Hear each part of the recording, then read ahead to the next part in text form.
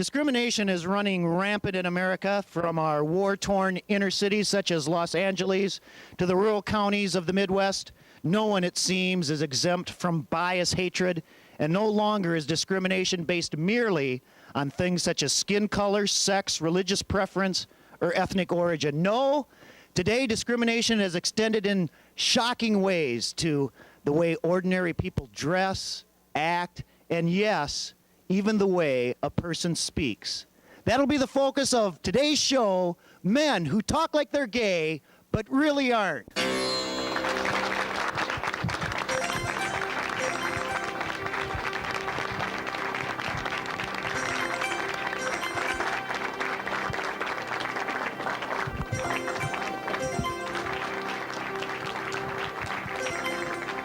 Our guests today are three men who all have shocking stories to tell simply because they have effeminate voices, yet they are heterosexual. Let's start with Preston Thompson.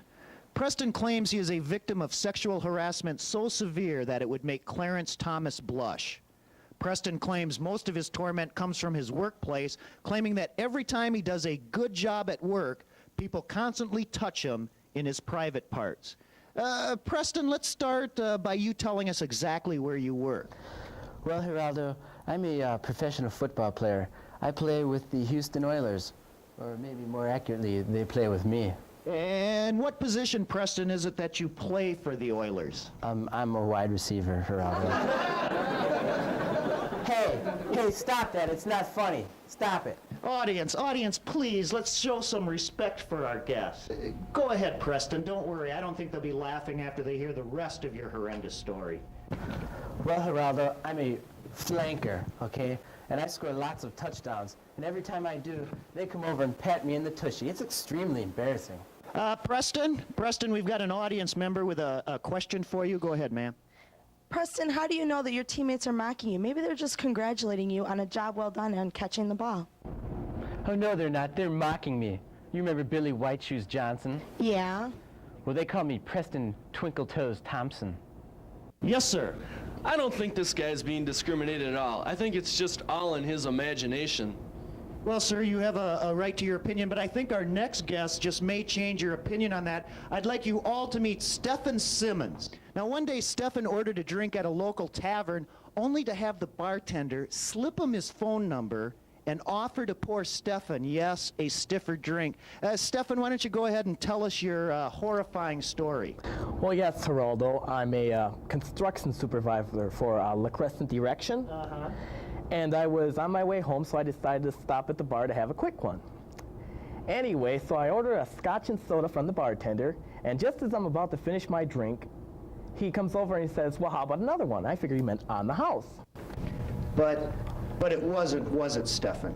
No, Geraldo, you see, the house never forgets to put soda in their scotch. And then I looked at the napkin he gave me, and it had a phone number on it, and when I looked back up, he winked at me. And he said he could pour me a stiffer cocktail at home. It's okay, Stephen. Don't touch me, Geraldo!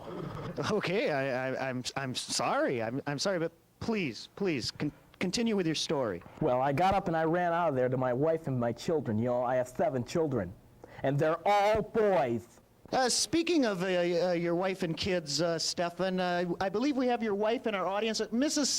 Mrs. Simmons, there she is. Could you stand up, please? Mrs. Simmons, why don't you tell us what's it like being married to a man who sounds gay but really isn't? Geraldo, please, call me by my first name. Oh, okay. What is your first name, Mrs. Simmons? Bobby, but my friends just call me Bob. Okay, Bob. Bob, why don't you tell us what's it like being married to a man with such an effeminate voice box?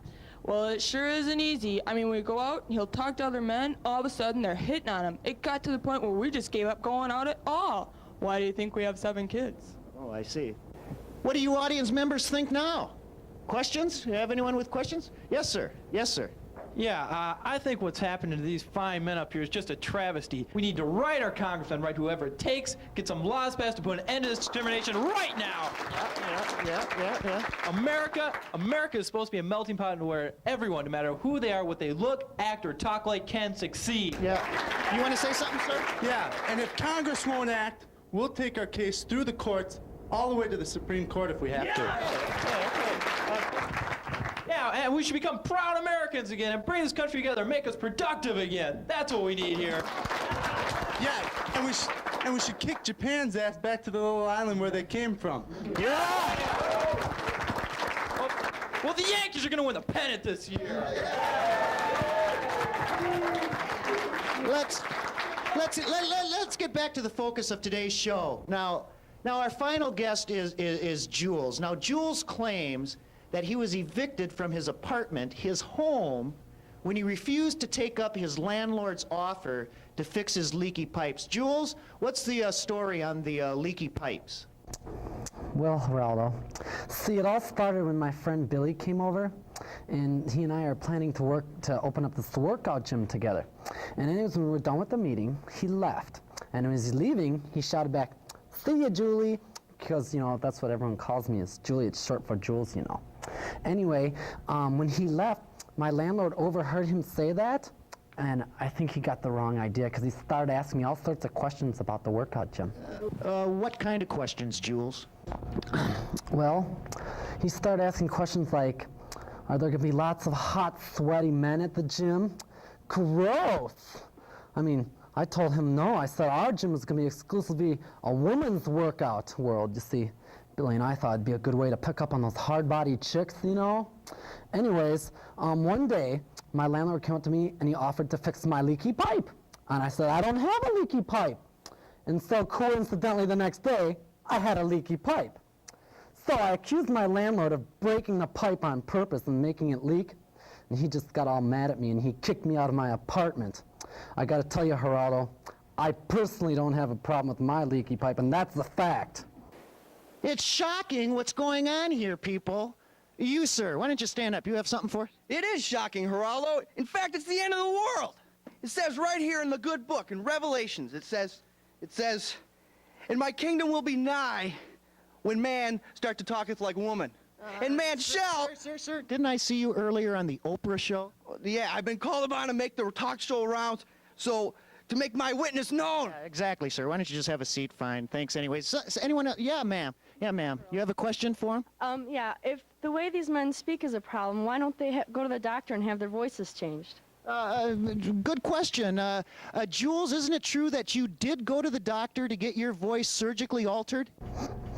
Yes, Geraldo, and it's the worst mistake of my life. Oh, really? See, the doctor was confused, and I don't think you understand what I wanted, because instead of fixing my vocal cords,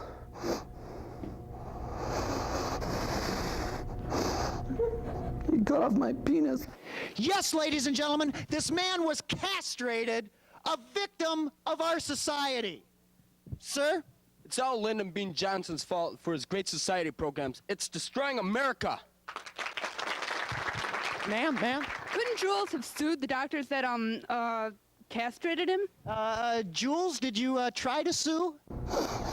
Yes, I tried, Geraldo, but the judge threw my case out of court. He said with a voice like mine, he probably would have done the same thing. Obviously, he was a Reagan-appointed judge. Well, we're out of time for tonight, folks, but thanks a lot for watching, and remember this. It's not how you dress, it's not how you act, it's not even how you speak, it's what's in here that counts. Thanks a lot for watching. Tune in to our next show where our focus will be neo-Nazi nuns. Bye-bye, everybody.